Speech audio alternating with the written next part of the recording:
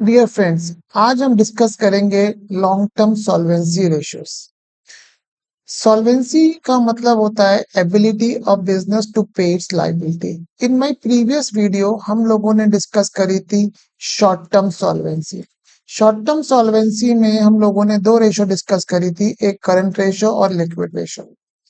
आज हम डिस्कस कर रहे हैं लॉन्ग टर्म सॉल्वेंसी। अब वहां पे मैंने आपको शॉर्ट टर्म सॉल्वेंसी में कॉन्सेप्ट बताया था। शॉर्ट टर्म सॉल्वेंसी का मतलब ability of the business to pay current liability out of current assets. अब यहाँ पे भी सिमिलरली आप बोल सकते हो सर, लॉन्ग टर्म सॉल्वेंसी का क्या मतलब? Long ability of the business to pay long term liabilities out of non current assets. No, इसलिए नहीं बोल सकते क्योंकि अगर हम बैलेंस शीट बनाते हैं, इधर बैलेंस शीट में इधर मेरे पास लॉन्ग टर्म लोन आ रहा है। लॉन्ग टर्म लोन से मैंने मशीन परचेज कर ली, तो क्या मैं अपना मशीन बेच के लॉन्ग टर्म लोन चुकाऊंगा? Not at all. क्या मैं एग्जांपल लेता हूं, मैं यहाँ पे उस एग्जांपल को यहाँ से क्लियर करता हूँ। इन analysing long term solvency we do not check whether business has sufficient current assets to pay long term loans. उसका रीजन क्या है? The reason is that long term loans are use in a business for investing in a non current assets and current asset. For example debenture long term loan होता है। सिर्फ company ने 20 लाख के debenture issue करे, उसमें से 15 लाख की company ने फिक्स एसेट ले ली, 5 लाख का स्टॉक ले लिया। इसका मतलब जब हमने बैलेंस शीट बनाई तो इधर जो मेरे डिबेंचर्स थे वो 20 लाख आ रहे थे, इससे मैंने फिक्स एसेट्स ले ली 15 लाख रुपए की और मैंने स्टॉक ले लिया 5 लाख रुपए का। तो ठीक है, स्टॉक से तो कैश कन्वर्ट होगा, उससे मैं डिबेंचर रीपे कर सकता हूँ, but what about fix assets? Fix assets को थोड़ी कभी बेच के मैं अपना स्टॉक डिबेंचर रीपे करूंगा। हेंस लॉन्ग टर्म सॉल्वेंसी में हम करंट एसेट्स और लॉन्ग टर्म लोन्स का इवेल्युएशन नहीं करते। To analyse the long term solvency we compare the owner funds. Owner funds को हम बोल सकते हैं यहाँ पे शेयर होल्डर फंड्स। सिनोनिम्स है owner funds, share holder funds and long term loans to understand the long term solvency. Means long term solvency हम जज करते हैं by comparing the shareholder funds as well as long term loss. ये चीज मैं आपको example से clear करता हूँ। हमने एक बैलेंस शीट बनाई, एग्जांपल लेते हैं। इधर share holder funds SF short में आ रहे हैं 50,000 रुपए। लोन जो आ रहा है वो आ रहा है 9,50,000 रुपए। बैलेंस शीट मेरी मैच होती है तो मेरी एसेट्स कितनी आ रही होंगी? 10 लाख रुपए।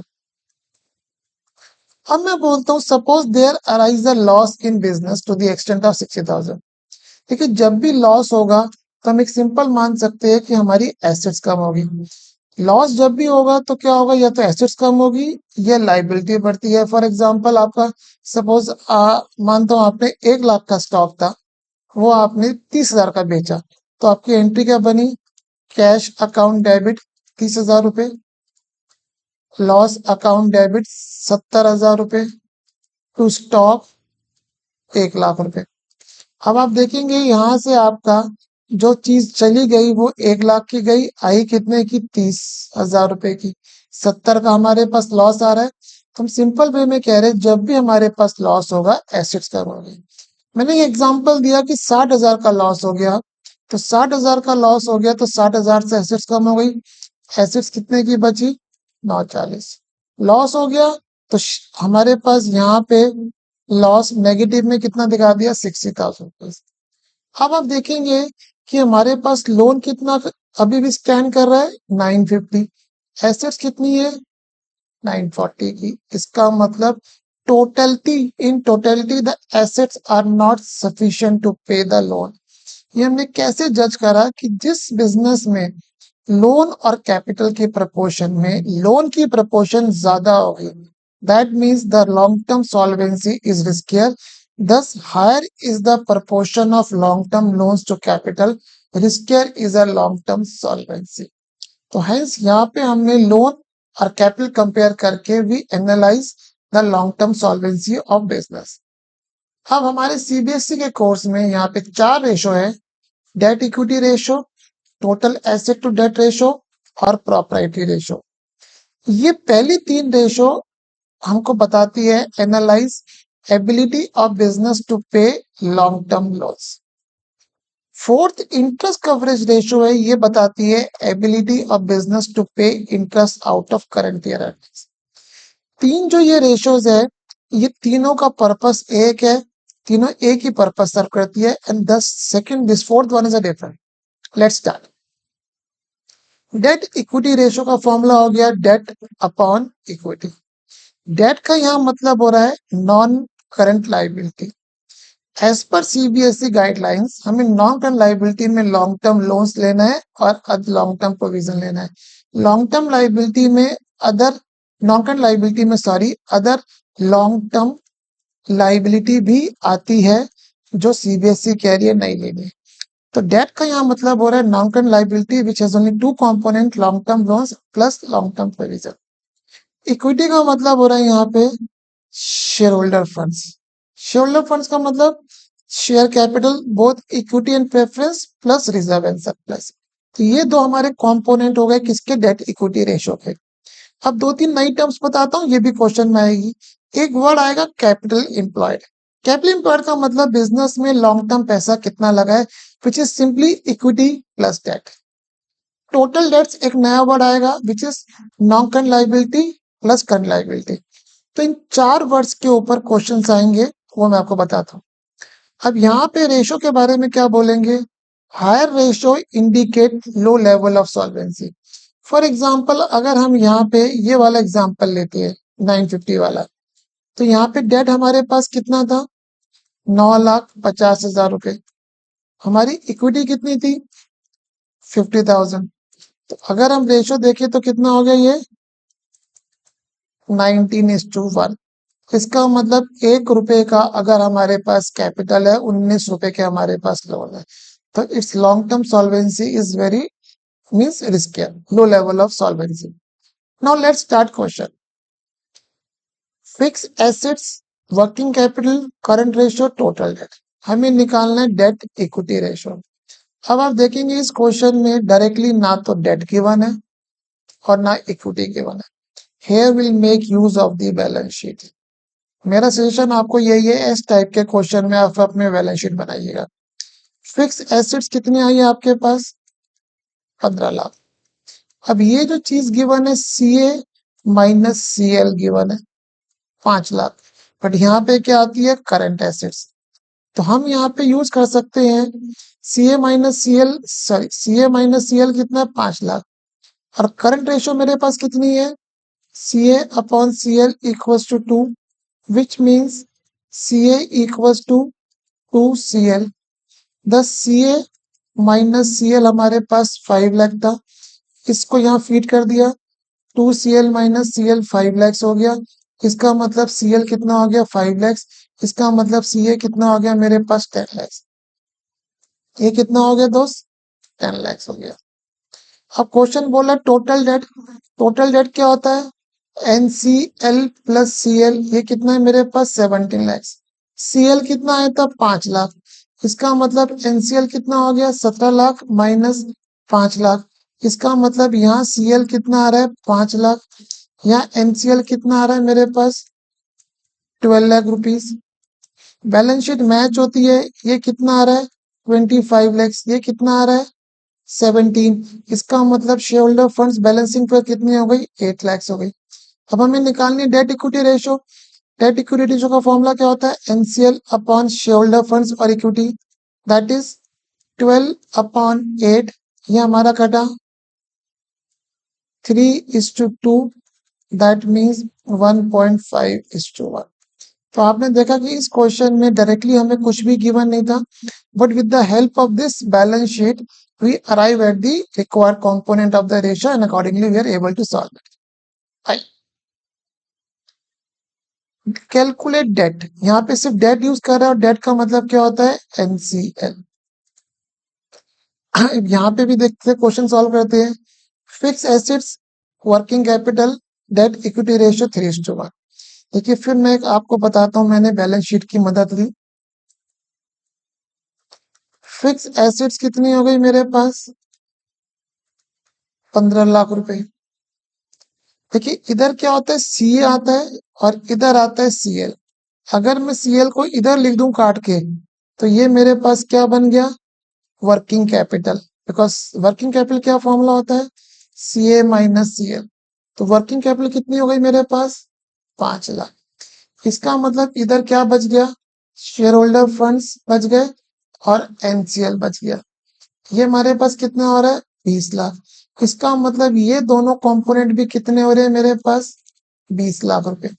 अब डेट इक्विटी रेशियो का फॉर्मूला क्या होता है, NCL upon share holder funds, जो कितना गिवन है, 3। अब हमें ये पता है share holder funds plus NCL कितना गिवन है, 20 लाख। यहां से हमने देखा एनसीएल कितना हो गया, 3 शेयर होल्डर फंड्स। इसको यहाँ पे फीड कर दिया, share holder funds plus 3 share holder funds equals to 20 lakh.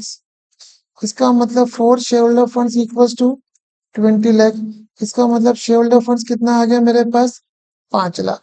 Share holder funds मेरे पास 5 लाख है, इसका मतलब डेट मेरे पास कितना हो गया, 15 लाख। तो आई होप आपको एक क्वेश्चन समझ में आया होगा ये कैसे मैंने करा है। तो डेट इक्विटी रेशियोज के क्वेश्चंस में इनडायरेक्टली डाटा गिवन हो तो मेरा हम्बल सजेशन ये है कि आप बैलेंस शीट ड्रॉ कीजिए and you will able to arrive at the respective components. मैं इसको डिलीट कर रहा हूँ, थोड़ा नेक्स्ट क्वेश्चन के लिए मेरे को स्पेस मिलेगी।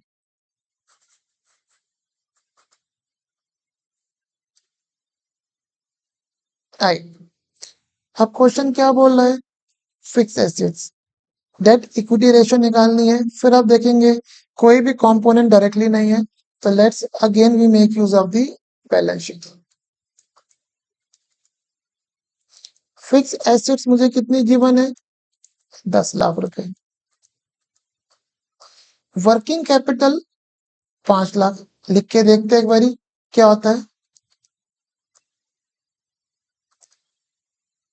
अब यहाँ पे अगर हम देखते हैं हमारे पास current liability is 20% of the total liability है, जो टोटल लाइबिलिटी आती है that is 100% of my current liability. अब इसको मैं आपको एक बार सॉल्व करके दिखाता हूँ। इस क्वेश्चन में हमको देखा जाए तो डायरेक्टली 20% ऑफ टोटल लाइबिलिटी निकालनी है, सीएल वो नहीं गिवन है। डेट 100% ऑफ करंट लाइबिलिटी वो नहीं गिवन है। तो here we must make use of certain algebra equation. Let CL equals to X and let NCL equals to Y. इसको यूज करते आगे। अब यहाँ पे क्या कहना चाह रहा है, वर्किंग कैपिटल कितनी है, 5 लाख। मैं भी सोचता हूँ मैंने क्वेश्चन बनाया है, it seems a good question, कैसे करना है लेट्स सी।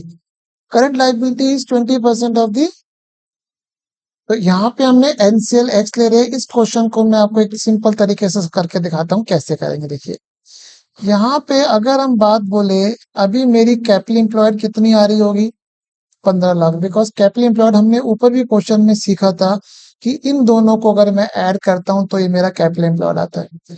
अब क्वेश्चन हमें क्या बोल रहा है, current liability is 20% of total liabilities. अगर मैं करंट लाइबिलिटी को यहाँ पे एक्स ले लूं तो मेरी टोटल लाइबिलिटी ये आ रही है। इसका मतलब हम यहाँ पे क्या बात कर रहे हैं, 15 लाख रुपए। हम ऐसे इसको बोलते हैं, मैं आपको समझाता हूँ इधर। इसको ऐसे समझने की कोशिश करते हैं कि हमारी कैपिटल एम्प्लॉयड कितनी है। अगर ये 100 है, ये 20 है, क्योंकि इसका 20% है, इसका मतलब 80% हो गया। तो यहाँ पे अगर हम बात करने की कोशिश करें, मैं सोचता हूँ कि इसमें आपके क्वेश्चन से कैसे मैं आपको बताऊंगा।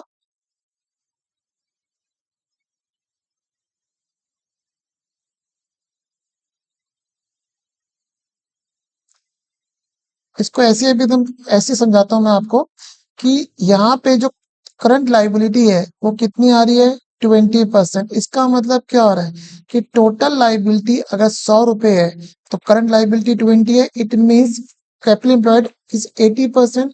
इसका मतलब 80% of total liabilities is equals to 15 lakh रुपए।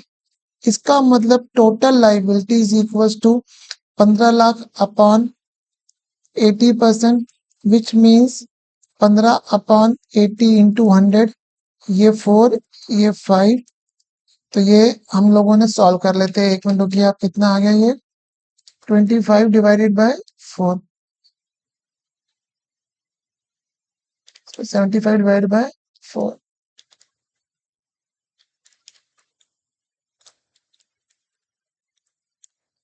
तो हमारे पास जो टोटल लाइबिलिटी सॉल्व करके आ गई 18.75, ये 18.75 आ गई।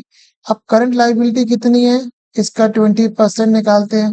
तो हमने इसका 20% निकाला, तो करंट लाइबिलिटी मेरे पास कितनी आ गई 3.75। अब क्वेश्चन कह रहा है एनसीएल जो है वो equals to current liability 100% of current liability. इसका मतलब एनसीएल भी मेरे पास ये आ गया। तो शेयर होल्डर फंड्स कितना हो गया, इन बैलेंस करते हैं, इन सबका टोटल आना चाहिए 18.75। 18.75 में हम करते हैं 18.75 माइनस 3.75 माइनस 3.75। इसका मतलब मेरे पास share holder fund balancing figure कितनी आ गई 11.25। इसको मैं यहाँ पे आपको फीड करके दिखाता हूँ। देखिए शेयर होल्डर फंड कितना आ गया 11.25, एनसीएल कितना आ गया 3.75, सीएल कितना आ गया 3.75। अब हमें डेट इक्विटी रेशियो निकालनी है, इट्स 3.75 अपॉन 11.25। इसको कैलकुलेटर पे सॉल्व कर लेते हैं, डिवाइडेड बाय 11.25। तो ये हमारे पास रेशियो आ गई 0.33:1।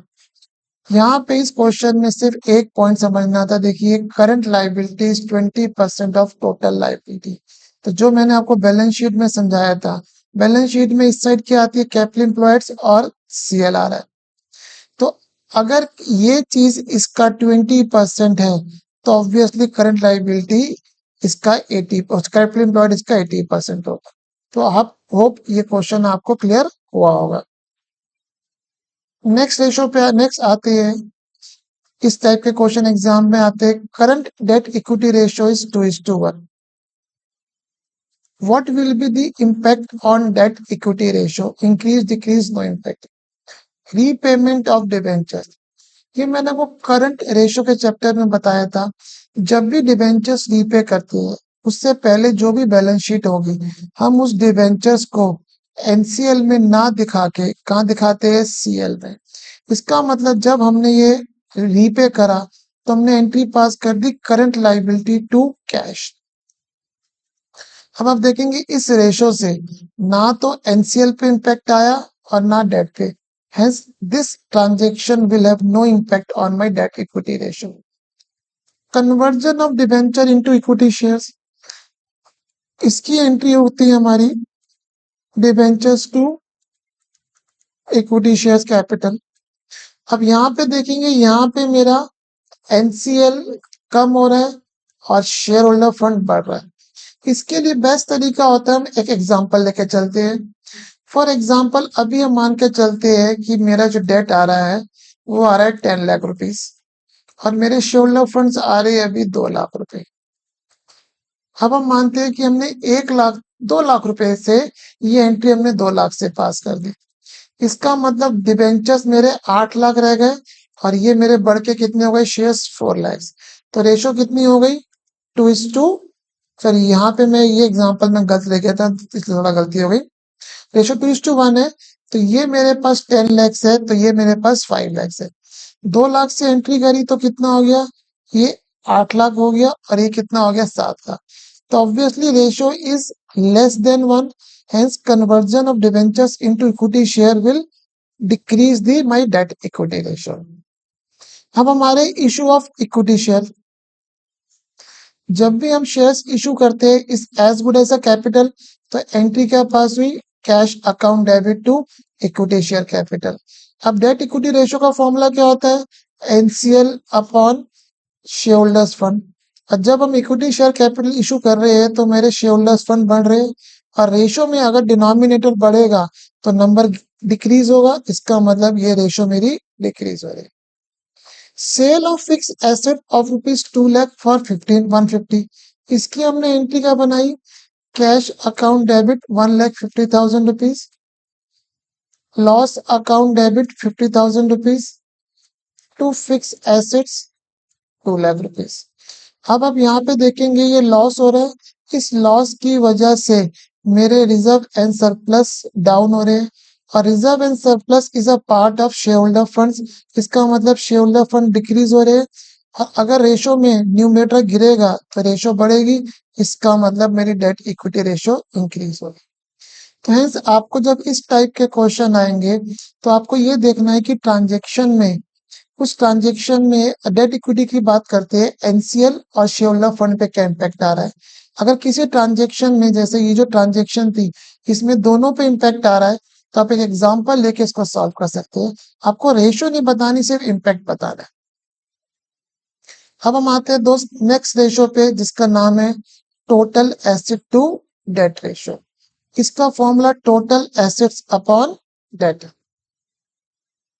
This ratio is another way of comparing debt with the capital but in a different way. इसका मतलब हमारी अगर डेट इक्विटी रेशो ये बता रही है कि सॉल्वेंसी रिस्कियर है, डेट ज्यादा है, तो ये रेशो से भी सेम मतलब कन्वे होगा। मैं आपको समझाता हूँ। अब यहाँ पे लेते मैंने बैलेंस शीट ली, कैपिटल कितनी आ रही है 10 लाख, लॉन्ग टर्म लोन कितने आ रहे हैं, इसका मतलब डेट इक्विटी रेशो कितनी हो गई 2:1। इस रेशो का फॉर्मूला क्या है, total debt to debt ratio का टोटल एसेट्स अपॉन डेट। अब आप देखेंगे debt plus equity, debt plus capital क्या होती है, capital employed, which is as good as equals to total assets. If debt equity ratio is 2:1, it means total assets 3। अगर हम ऐसे नंबर से बात करें, यहां से बात करते हैं, इस एग्जांपल में कितना हो रहा है 30 लाख। अब इस एग्जांपल में अगर आप देखेंगे कि टोटल एसेट्स 10 लाख रुपए, सॉरी 30 लाख रुपीज है, इसके अंदर लोन कितना आ रहा है, मतलब इसके अंदर मतलब टोटल एसेट्स को फाइनेंस करने के लिए लोन कितना लिया हम लोगों ने 20 लाख। तो इट मींस अगर मेरी टोटल एसेट 3 है इस एग्जांपल में, 2 रुपए is finance by debt and 1 is finance by equity. तो यहाँ पे हम ये कहना चाह रहे हैं कि if debt equity ratio is 2:1, without going forward, without any going into the critical things, हम सिंपल बोल सकते हैं total asset to debt ratio is 3:2। क्यों, 2+1 आप देखेंगे, इसका मतलब डेट इक्विटी रेशियो का 2:1 है, तो इसका मतलब इस एग्जांपल में टोटल एसेट 3 हो रही है, डेट 2 है, तो टोटल एसेट टू डेट 3:2 हो गई। बट ये जो मैंने आपको रिलेशनशिप समझाया, ये रिलेशनशिप कब एग्जिस्ट करेगा, when the current liability is nil. अगर करंट लायबिलिटी नील नहीं है तो ये नील नहीं है तो रिलेशनशिप एग्जिस्ट नहीं करेगा। Now this ratio, lower ratio indicates low level of solvency. कैसे, एग्जांपल लेता हूं। फॉर एग्जांपल डेट आ रहा है 9, कैपिटल आ रही है 1, तो टोटल रेशियो कितनी हो गई आपकी 10 हो गई। टोटल एसेट्स कितनी हो गई 10। अगर इस रेशियो को सॉल्व करेंगे तो कितना आ गया, ये आ गया लगभग, हम निकालते हैं 10 डिवाइडेड बाय 9, ये हो गया आपका 1.1। अब इस सिचुएशन को रिवर्स कर देते हैं। कैपिटल आपकी आ रही है 9, लोन आपका आ रहा है 1, टोटल एसेट्स कितनी हो गई आपके पास 10।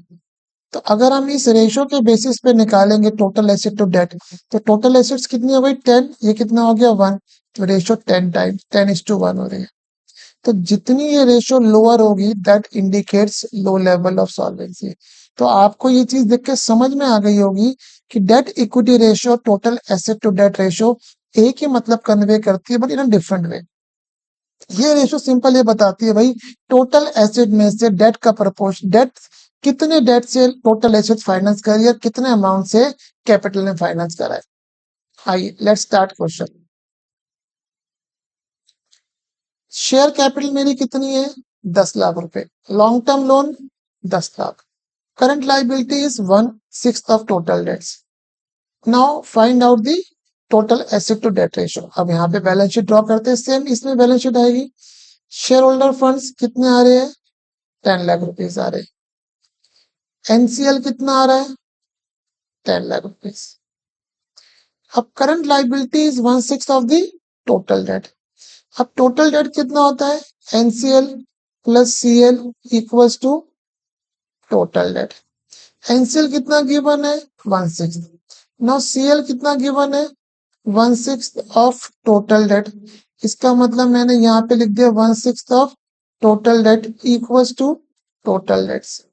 इसका मतलब 10 lakh equals to total debts minus 1/6 of total debts which is equals to 10/6 upon 5 upon 6 of total debts।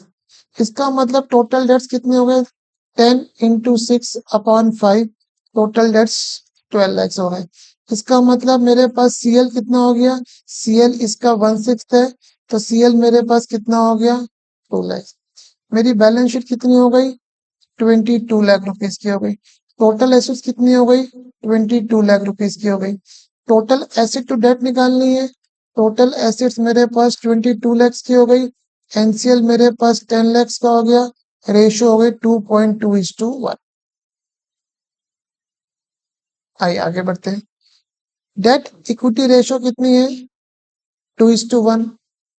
Total asset to debt ratio is also 2:1। Fix asset 15 lakh, current asset 25 lakh. और यहाँ पे हमें निकालना क्या है करंट लायबिलिटी। अब आप यहाँ पे अगर हम बैलेंस शीट एक ड्रॉ करते हैं दोबारा से, फिक्स एसेट्स कितनी आ रही है मेरे पास 15 लाख, करंट एसेट्स कितनी आ रही है 25 लाख। इसका मतलब टोटल एसेट्स कितनी हो रही है 40 लैक्स। हमें total asset to debt ratio कितनी गिवन है 2:1। इसका मतलब टीए अपॉन एनसीएल कितना है 2। टीए कितना गिवन है 40, इसको 2 ले गए, इसका मतलब एनसीएल कितना आ गया 20 लैक्स। मैंने एनसीएल कितना लिख दिया 20 लैक्स। डेट इक्विटी रेशियो कितनी है 2:1।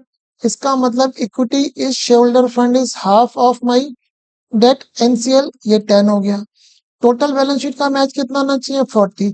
इसका मतलब सीएल कितना आ गया, बैलेंसिंग फिगर कितना आ गया मेरे पास 10। ऐसा बैलेंस शीट से ड्रॉ करके करेंगे तो questions will be very very easier. आइए नेक्स्ट करते हैं। अब यहाँ पे इस क्वेश्चन में हमें गिवन है कैपिटल एम्प्लॉयड कितनी 30 lakh rupees, total debt 40 lakhs, total debts to total asset to debt ratio. अब कैपिटल अगर हम बैलेंस शीट ड्रॉ करते हैं इधर, तो हमारे पास एक सिंपल चीज बताता हूँ, कैपिटल एम्प्लॉयड और सीएल मिला देते हैं तो हमारे पास इधर आती है total liability which is as good as total assets. अब यहाँ पे टीए अपॉन एनसीएल हमें गिवन है 2.5। तो टीए की जगह जो हम टीए की जगह टीएल होता है तो मतलब ऐसे लिखता हूँ, चलिए आपकी सुविधा के लिए, TL is equal to 2.5 NCL. TA TA की जगह टीएल आ गया और टीएल की जगह क्या आ गया capital employed plus CL equals to 2.5 NCL. Now capital employed मुझे कितनी गिवन है 30 लैक्स, इसका मतलब 30 लैक्स हो गया। अब टोटल डेट्स कितने गिवन है means C L plus N C L equals to 40 lakh rupees. तो can I say C L equals to 40 lakh minus N C L. तो मैंने यहाँ पे सी एल की जगह लिख दिया 40 lakhs minus N C L equals to 2.5 N C L. ये कितना हो गया 70 lakhs equals to 3.5 N C L which implies NCL is equals to 20 lakh rupees. अब NCL आ गया, अब मेरे लिए तो चीजें निकालनी बहुत सिंपल हो गई। देखिए आप कैसे करेंगे। अब मेरे पास NCL कितना हो गया 20 लैक्स, टोटल डेट्स कितने 40 लैक्स, इसका मतलब CL कितना हो गया 20 लैक्स, इसका मतलब शेयर होल्डर फंड्स कितने हो गए 10 लैक्स, ये भी 30 हो रहा है। इसका मतलब अगर हम बात करें डेट इक्विटी रेशियो कितनी हो गई 20/10 विच इज इक्वल टू 2:1। तो आई होप ये क्वेश्चन बहुत अच्छा था, आपको समझ में आया होगा। आइए नेक्स्ट रेशियो जो मेरी आ रही है which is called property ratio, equity upon total asset. This ratio is also another way of comparing debt and equity. Again example लेते हैं, debt equity ratio is 2:1, it means total asset is 3 and property ratio is 1:3 because total asset 3 है, इस 3 को finance करने के लिए 1 रुपए कहां से आए इक्विटी से, तो चीज वही आ रही है। और ये इक्वेशन जो मैंने आपको बताई है रिलेशनशिप, ये कब होल्ड करेगा again when current liability is net. Against the lower this ratio indicates low level of solvency because अगर हम एग्जांपल यहीं पे लेते हैं कि हमारे शेयर होल्डर फंड्स आ रहे हैं 1 रुपए, लोन आ रहा है 9 रुपए, तो हमारी टोटल लाइबिलिटी 10, टोटल एसेट 10 हो गई। अगर हम यहाँ पे प्रॉपर्टी रेशियो निकाले तो कितना आया 1/10, 0.1:1। और अगर हम फ्लिप कर देते हैं से इसको हम 9 लेते हैं, लोन को हम 1 लेते हैं, तो क्या होगा, ये रेशियो कितनी हो जाएगी आपकी 9/10.9। तो लोअर लेवल रेशियो 0.1 आ रही है, indicate low level of solvency. एक क्वेश्चन पिक करते हैं, let's solve it. Calculate property ratio. Capital employed कितनी है 30 lakh, current liability is 25% of total liability.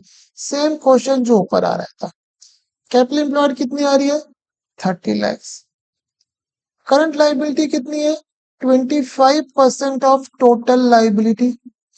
इसका मतलब boss capital employed is 75% of the current total liability. इसका मतलब capital employed is equal to 75% of total liability. 30 lakhs आ रहा है, 30 का 75% से डिवाइड करा तो मेरे पास कितनी आ जाएगी टोटल लाइबिलिटी 30 डिवाइडेड बाय 75%। तो इसका मतलब टोटल लाइबिलिटी मेरे पास 40 लैक्स आ गई, करंट लाइबिलिटी कितनी आ गई 10 आ गई, टोटल लाइबिलिटी 40 हो गई, तो टोटल एसेट्स कितनी हो गई 40 हो गई। अब डेट इक्विटी रेशियो कितनी है यहाँ पे 2:1। अगेन डेट का कंपोनेंट क्या होता है डेट इक्विटी का, debt upon share holder funds. ये कितना आ रहा है दोस्त 2:1। इसका मतलब NCL is equal to 2 times of share holder funds, और इधर हमारे पास NCL plus share holder funds कितने आ रहे हैं दोस्त 30 लाख रुपीज। एनसीएल का डाटा यहाँ फीड कर दिया 2 SF plus SF equals to 30 lakh rupees, तो 3 SF equals to 30 lakh rupees. It means SF is equals to 10 lakh rupees. इसका मतलब शेयर होल्डर फंड इसमें कितने आ रहे हैं 10 लाख, टोटल एसेट्स कितनी है 40। प्रॉपर्टी रेशियो क्या होती है हमारे पास share holder funds upon total assets which is equals to 10/40 which is equals to 0.25:1।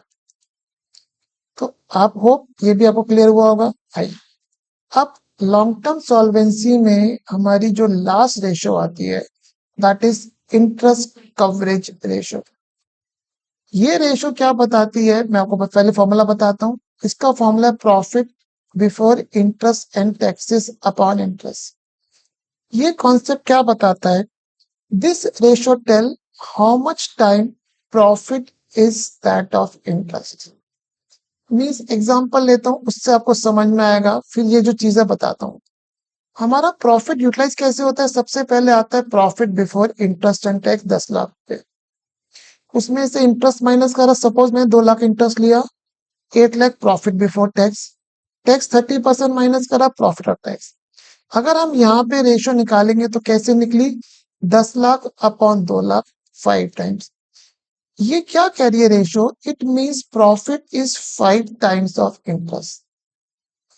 Even if in future profit declines to 5 lakhs से fall by 50%, business will still be able to pay the interest। It means ये बताती है हमारी ratio कि profit interest के कितने times है। Hire this ratio better it is, because जितना ही रेशियो हायर होगी उसका मतलब कि लेंडर्स के लिए कुशन है कि अगर बिजनेस का प्रॉफिट कम भी हो गया तो भी business will be in position to pay the interest. Profit is variable, interest is fixed. If this ratio is high it indicates even if in future profit decline business will be able to pay the interest। अब इसको ये जो चीज है ये concept आपको समझ में आ गया, इसका क्वेश्चन कैसे आता है मैं आपको बताता हूँ। Calculate ICR, ICR stands for interest coverage ratio. Profit after tax कितना आ रहा है 560, ये जगह बनी है इसको यूज करते हैं, कितना आ रहा है 560। टैक्स कितना है 20%, और टैक्स हमेशा किसका लगता है 20% ऑफ प्रॉफिट बिफोर टैक्स। जो हमें पता नहीं हमने इसको एक्स लिया, it means x minus 20% of x equals to 560। इसको स्पीडली सॉल्व करूंगा तो x आ जाएगा 7 लाख रुपया। 7 लाख का चेक कर लो, 20% 140 हो गया। इसका मतलब टैक्स कितना हो रहा है 140। इसका मतलब प्रॉफिट बिफोर टैक्स कितना हो रहा है 7 लाख। 10% लोन कितना है 30 लाख। ये इंटरेस्ट है, इसका मतलब इंटरेस्ट कितना हो गया हमारे पास 3 लाख। इसका मतलब प्रॉफिट बिफोर टैक्स कितना हो गया 10 लाख। अब तो मेरे लिए आईसीआर निकालना बहुत सिंपल है। 10 lakhs profit before tax upon interest 10:3, 3.33:1। और अगर हम ऐसे नहीं बोलेंगे my mistake, it's a 3.33 times. It means profit is 3.33 times of interest. तो होप आपको ये चीज समझ में आई होगी, how to calculate the various long term solvency ratio, और इसमें कौन कौन सी हमारी रेशोस इन्वॉल्व है और किस तरह से हम लॉन्ग टर्म सॉल्वेंसी एवेल्यूएट करते हैं। होप ये वीडियो आपको अच्छा लगा होगा। Thank you.